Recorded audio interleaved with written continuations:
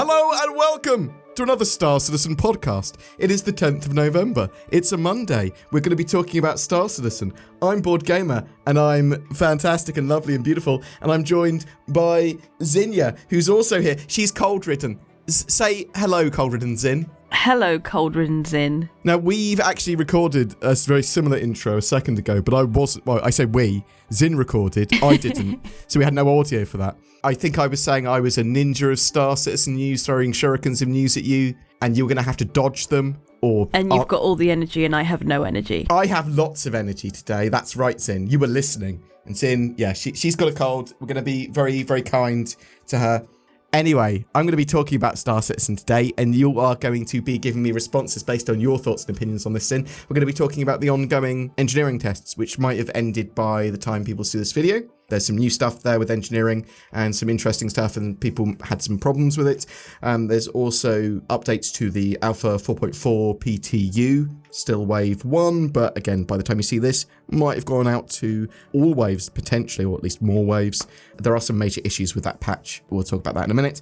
And we've had the Intergalactic Aerospace Expo, at least details for it. That's going to start properly on the 20th. They've been testing the halls, so I've been running around there, and I'll talk about some of that without giving too much in the way of spoilers. We've got spoiler warning videos that people can see. With these podcasts and stuff, we should give spoiler warnings if we're going to spoil anything, right? We just go... Yeah. Zin. Yeah. When you're fighting spaceships... Yes. Do you go, I wish they had a higher time to kill, and I wish I was more tanky and had a higher time to kill in my spaceship? I want to be more tanky, but I want to kill things quicker. I want to be better. Dynamic time to kill. The reason I asked that is because the engineering tests over the weekend were Evocati still. They basically went, we're testing out time to kill, and let's see what it's like with effectively physicalized components and no more artificial health pools for things. The times to kill are incredibly high. You fight each other until you basically take out enough of their critical components or their power plants that they can't run their ship anymore. So what do you think of that? Do you think there's a basis of a good idea there? Or do you think, I don't want ships to have a super high time to kill? I think it depends on the ship. Like, obviously, bigger ships should have a higher time to kill. Yeah. And interestingly, really, for the most part, it's time to disable. Yeah. Rather than kill it, because eventually we'll be able to repair and replace our power plants easily or more easily. But at the moment, time to kill, basically, your ship has to explode. And there's a lot more stuff going on here because they're having to put in artificial armor at the moment, or at least they're putting in a new system for armor, but it's not as good as the system they want for Maelstrom, which is coming later. And Maelstrom also will have the breakability of ships more because the circuitry of ships is significantly less breakable now. But with Maelstrom, ships will actually break apart. So I think that's a way of making them less tanky. At the moment, I want more eyes on this. I want CIG to open this up to more people, maybe make some tweaks and a bit of refinement first, but more people testing this is going to give more feedback because you don't want super high times to kill with fighters. You don't want every engagement to be someone just decides to disengage because that's currently really, unless you're actively fighting until you are destroyed, you can just go, well, I'll just disengage now. I think there should be a bit of both, to be fair. Like, I think having the ability to disengage is good. Yeah. Because maybe you just want to deter someone rather than necessarily your goal is to take them out. You just want them out the way. And if they disengage and go away, then that's the same thing, yeah? Yeah, and if you're fighting in certain battles, fighters disengaging basically means they're out of the fight. Yeah. Or potentially. But also it might be that they have temporary high time to kills at the moment just so people can get a good test of the engineering. Yes, that's like also... if you have a ship that just instantly blows up or whatever or gets disabled, you don't get a good chance to test the actual engineering. Yeah, that's quite possible as well, right? Like they're going, these are artificially high times to kill. I would like to see circuitry, and I would like to see, if a relay is fully destroyed, I want to see that section of the ship not have power. But I don't want fuses just to blow doing that sort of might happen naturally. Do you see what I mean? Yeah. I want it to be a more targeted attack, like it's a power plant component. I think there's work to be done with engineering and tweaking, but I do think it is more balanced tweaking and them working out exactly where they want the numbers to be rather than the whole system needs to be reworked or anything. I'm interested to know what other people think. Larger ships, sort of as you were alluding to as well, probably want to have higher times to kill. Fighters, probably not so much. Ships where you can do engineering and actually repair those components. I want to have people, if they're running around and repairing them, well, that's great because you give me an incentive to do multi-crew gameplay and make it a lot more effective than people trying to run a large ship with just 1 or 2 crew, which I think is a genuine problem in the game. A lot of people are like, I want to solo play an Idris, but you're not supposed to be able to. You can use AI blades to make it need less crew, and you will be able to effectively replace almost the whole crew, other than the commander of an Idris maybe with NPC crew, but they're not going to be as effective as player crew. Well, it depends on the player crew you put on board. I know some pretty derpy people. Yeah, what do you think of that, Sin? What do you think of people wanting to solo multi-crew ships? Like big ones? I think it's a bit silly, to be fair. Yeah, I think some ships you might be able to do it with, like if it's like a big cargo ship, but then you're running the risk of if you get attacked, or if you're not maintaining the ship between sort of jumps, then you're going to be having a bad time because you might want an engineer aboard like a large cargo ship, right? Yeah. Alpha 4.4's in. Still wave 1 on the PTU. Yeah, I don't think it should have gone to wave 1 at all, but anyway. Yeah, so that's an interesting one, right? Because they've basically said, look, they wanted to get to all waves over the weekend, but they said later Monday, maybe. And the reason Zin has said that, and I 100% agree with her, is because of the frame rates and the severe lag and delay and stuff at mostly Levski and Delamar, but the whole of the Glacium Ring and Nyx is effective. It's super unoptimized. So even yours, when you were getting much better frame rates than I was, even your footage was... It dropped in certain areas. It bounced between 20 and 40 frames for me. And you'd had a frame every 3 seconds. Like you were unable to navigate around Levski, right? It was so bad. Not efficiently. Well, unplayable. I mean, it was unplayable. Yeah. So yeah, it's a shame that it's so unoptimized. I don't really understand why it's so unoptimized. Is it just that form of optimization does get dialed in later? I don't know enough about making games to really be able to give an opinion on this. It just kind of boggles my mind how unoptimized it was. But hopefully we'll get into a significantly better place over the next week. It can't be that bad for when they release 4.4. Otherwise it won't be a great release. So there's some other bits and bobs that I've noticed in that sort of latest 4.4 patch as well. Grey's Market is at Grim Hex now. So you've got your ship shop. I think it's just the Shiv there at the moment, and I think it was sort of being tested while they were renting testing the Intergalactic Aerospace Expo halls there. Well, I say there on the 4.4 test, and we'll come to that in a minute. But I just thought it was interesting. Expect a larger range of Grey's Market ships, in my opinion anyway. Maybe second-hand ships, stripped down and damaged ships might be sold there, maybe. The event that you saw at CitizenCon as well has been revealed and is in that patch as well. Light spoiler warnings. I say light spoiler warnings because it's in the patch notes. It's Vanduul Tech Smugglers. It's a PvE-centered mission and I believe repeatable set of missions / sandbox activities that gets you involved in trying to gain access to high-value loot rooms in a space station. And basically the station is under attack by Vanduul when you turn up. It's sort of like in the Glacium Ring and you go, I'm going to go and help them. And then you land after they promise you to give you a reward. And again, a spoiler, they ambush you. And again, this is in the patch notes. I also think they kind of mentioned it at CitizenCon as well. Sorry, CitizenCon Direct. Yes, they did. They very much went, and then you got ambushed. I was like, okay, well, not really an ambush. Yeah, so you get ambushed by this new human faction, the Shattered Blade, who have, they're a bit Vandally because they've been stealing lots of Vandal tech from what I can tell. And there's a space station to go through and asteroid bases and the traversal Polaris, which is nearby. And I thought this might be Amelia Boyd's Polaris, but there's a load of fighting with the Shattered Blade and then the Vandal. I'm not sure if there's FPS Vandal in yet. There's definitely effectively their bodies as pilots. Yeah, what do you think of that as a sandbox activity / mission set for Nyx? Yeah, it sounds interesting. Yeah. I also kind of like the idea of these people who are in Nyx space going, we're going to use Vanduul tech because, well, the UEE does, so why can't we? Yes, so Zin is referencing, well, I mean, obviously there's the Vanduul ships that the Speria respec or rebuild, but there's also the Imperium spheres for the regeneration tech, which is based on Vanduul tech, and obviously we'd seen all the stuff with the ASD facilities where they're feeding a Vanduul ship and all that sort of jazz. But yeah, I'm just really happy that the Vanduul ships are now in there. Just a sort of a new enemy to fight. Yeah, it's an interesting mission set / thing to do. So yeah, 4.4 might go to even wider PT or waves later today if it's in a bit of a better state, but they're going to need a lot more optimization. They've only got just over a week to get 4.4 ready, really, haven't they? Well, yeah, I mean, if it's coming with the Intergalactic Aerospace IAE. Expo. So I'm assuming it will be coming just before IAE because they want people to download it and don't like to dual do those events together because you'll have too much pressure on the servers if you release it at exactly the same time.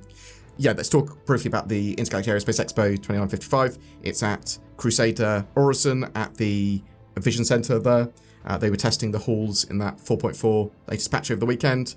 There were areas in the hall where there were empty spaces for ships, and we can discern from that there are definitely a few offerings, or at least some offerings from RSI and Drake, for sure. We've got a spoiler warning video going over what's expected at the IAE in a lot more detail. We are 99.9% certain that the Perseus will turn up, the RSI Perseus. It's looking pretty cool that the bridge that we saw the other week was from the Perseus as well. It'd been Zeus Mark II-ified, which makes sense. Perseus, but of Zeus. Perseus. So yeah, the halls, I'm interested to know if you like, and I think I've asked you this before, but I'll ask again, static halls over changing halls. So do you like them to put more effort into a really nice static hall, maybe a couple of ships change on the platforms, but other than that it is just basically a big static hall? Or do you like every day or every other day the manufacturers change and you're effectively in a different hall with those manufacturers' ships? I like the change. Yeah, me too. But I also really like the little dioramas that they were doing. So I couldn't find the word diorama when I was doing my runaround. But yes, the areas where they show off roles and things that you can do in the verse, jobs of the verse, the mining diorama, and then all of the different minables are laid out. And yeah, and there's like one for cargo. Yeah, I absolutely love those as well. I think they're really well done. I think it was a nice touch. I think if they do some museums and that sort of stuff, and sort of like a rich person's display area. I mean, they kind of do it to a degree with Wickelos, right? Yeah. Okay, there's that sort of having a bit of a museum, a bit of a display area works really well in Star Citizen because there's so many cool, high detailed, very pretty things, and they're quite good at narrative storytelling and like object and scene placements and like building levels. And I say quite good because things like Fallout has always captured my heart with narrative storytelling. Say narrative storytelling, that's location narrative is what I really mean. Yeah. So you will go around and you'll see like a load of broken bottles and it will lead you up to a sign where someone's died and you can tell, you see that they were throwing bottles off and there's like a big pile of bottles next to them and you might have found like a message in one of those bottles or there's lipstick on one and it's because he was having an affair. It's like this really well thought out loads of little details. It feels like you're in like almost a Sherlock Holmes sort of investigation of something, but Star Citizen does that pretty well. But there's some cool stuff I've seen in like Fallouts before where I was like, oh, this is amazingly well done. Sorry, I went off on a huge tangent there. Yeah, you did. Is there anything that you're hoping to see at the Intergalactic Aerospace Expo at all, Zin? Anything like you're like, oh yeah, I really want a new medical ship, or yeah, I'm really up for X ship? No, I'm quite happy with my Apollo. We did have a little sneak peek in the newsletter with the caption, "Power to the People," and this appears to be a Drake ship or vehicle of some kind. Appears to be. It appears to be. It's got the words Drake Interplanetary written on it. And I'm assuming it's the silhouette of the 2024 CitizenCon ship that we saw that looks a bit like a Corsair. I don't want to overly spoil it because we do have a name for it in the spoiler warning video, so go check that out. Do you think that it would be cool to have some more Drake ships in the game, as in maybe ones that do cargo running or something like that? Maybe? Yeah. Yeah, more cargo ships, big cargo ships. I'm not really into big ships, so... That's true. Like, I would do small level cargo hauling if I was to do cargo hauling. Like, okay. Maybe small but quite high value. Is the sort of largest ship that you like is sort of like a Mercury Star Runner or Apollo? Apollo, or I really like my C1. Okay. Okay, you're a smaller ship enjoyer. Okay. That's fine, Zin. I am allowed to do that. Well, that makes more sense, right? Because you've only got one bottom to fit in one seat. Mm-hmm. And if you want your independence in doing that, and you don't want to use loads of NPC crew and AI blades, well, maybe you can argue that some ships it's good to solo with AI blades, but I think that's a way that Star Citizen is intended to play. Solo players in smaller ships makes sense. That's what they're for. But yeah, I'm interested to know other people's opinions on that. Like, are you... Yeah, I want to be able to run large ships just with NPC crew and AI blades. I want to basically be able to solo them. Or you're like, well, I don't even want to run them with NPC crews. I should be able to solo an Idris if I want to, or something like that. Maybe not an Idris, maybe that's just an exaggeration. Or you're like, no, I want a nice mix of solo players in solo ships and in smaller ships. Otherwise, you're diminishing the effectiveness and a big part of Star Citizen's multi-crew gameplay. Zin. Yes. The Frontier Fighters finale. I'm sorry, what? The Frontier Fighters finale. Yes. Oh, that is in phase 3 now. That is going to end. That's currently available in the live build to do. It's a limited time event. Will end when a 4.4 goes live. They've added the last part of that, the capture or kill Amelia Boyd, hunt down the Polaris, and you can play all the previous phases as well. There is some permanent loot for contributing to those missions. So check that out if you're interested. Zin and I were not enamoured by the Frontier Fighters finale. Mm-mm. Much more excited for the Vanduul tech smuggler stuff. I'm much more interested in things that feel like Stormageddon or Align and Mine, that sort of stuff that is, and the SD facilities where they are permanent additions to the game that draw me in to do content repeatedly. The more minor sets of missions just feel like a mission set that I might ignore. Yeah. But very much looking forward to Siege of Orison that's coming in 2026, right? Yep. They're re-adding that as an instance. We're not sure exactly how those instances are going to work in their first iteration, because it could be you get to effectively choose them almost lobby style, who gets in, or it might be they're more open, or you can only get in with a certain time, or it's just capped by an amount of people. We'll have to wait and see. I know eventually the idea is that you can go in with any group size you want, and there are PvE ones, there are PvP ones, and there are mixed ones for these sort of instances. But yeah, I'm really interested to know what people are looking forward to at the Intergalactic Aerospace Expo. And have you been playing with the engineering build? Have you been playing in 4.4? What are you thinking of that? Is the super high time to kill awful? Is 4.4 just too laggy around Nixon Levski? Are there some other major problems with those patches? I'm looking forward to the Perseus. It's one of my favourite ships. Lots of big cannons. Hopefully that'll be fun. And yeah, thank you very much for watching. Hope you have a great day. Say goodbye, Zin. Goodbye, Zin. Thanks for watching. Get yourself some NordVPN. What does NordVPN do, Zin? I'm confused. How do I use NordVPN? You use it to have more accessibility, security, and privacy on the internet. Yeah, that's how I'd use it too. That's how I do use it. Thanks, and you reminded me. You're welcome. Perfect. NordVPN. Use the links below. Every month we have a Star Citizenship giveaway. For November, we are giving away the latest in pristine technology, the Grey's Market Shiv, a heavy fighter with a bucket of weaponry, and the first compound ship in game. It is made up of a cutlass and a load of other ships stuck together. It comes with lifetime insurance and a game package, all you need to play Star Citizen. But we're also bundling in a CitizenCon digital goodies pack, just loads of FPS items and stuff that you can put around your hangar and your base eventually. Just comment on any of our videos during the month to be in for a chance of winning that. Also, a big thank you to CIG for providing that prize. If you would like to further support the channel by clicking the join button under our videos and becoming a channel member or becoming a patron, then please do. It helps out a ton and enables us to make daily Star Citizen content, even when the YouTube algorithm or revenues are unkind.